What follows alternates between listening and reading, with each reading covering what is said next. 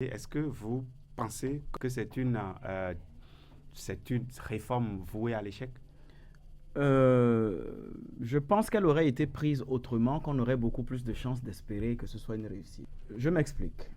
Il y a un constat qui est clair, c'est-à-dire que la mairie sait quelles sont les personnes qui occupent de manière anarchique le domaine public, puisqu'elle collecte des ressources auprès de ces personnes.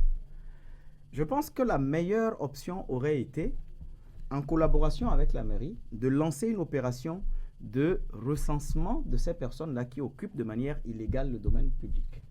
Par type d'activité, par zone d'occupation et ainsi de suite. Et c'est un travail qui ne pourra jamais être fait exclusivement par l'État central. Parce que les communes et les localités et les autorités locales sont mieux à même de savoir quels sont les administrés et quels sont les emplacements qui sont impactés par ces choses. Donc, c'est un travail de recensement qui devait être fait en symbiose entre l'État central et les communes. Recenser les personnes qui occupent de manière illégale, sans mettre les vilaines croix là que je vois, les recenser d'abord, dans un premier temps.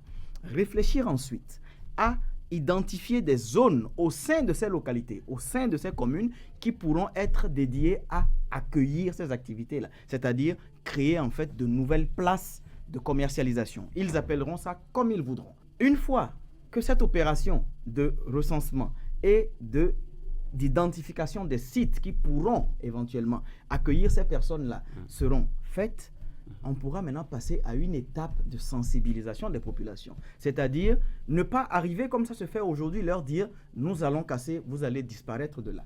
Venir plutôt leur dire voilà ce que nous vous proposons pour vous recaser. Voilà les endroits dans lesquels vous pourrez maintenant aller exercer de manière légale et de manière tranquille vos activités que vous exerciez sans changement, mais seulement avec une novation de lieu d'exercice de votre activité. Mais ça risque d'être un chantier vaste et très coûteux. Mais ce dont on parle, ce n'est pas un petit chantier. Mais peut-être que l'État réaménager, mise sur la résilience des populations concernées à trouver, à rebondir. Rien ne se fera dans la force. Rien ne se fera durablement et équitablement et efficacement dans la force. Parce que l'instinct de survie des personnes humaines sera toujours plus fort que le respect de la loi.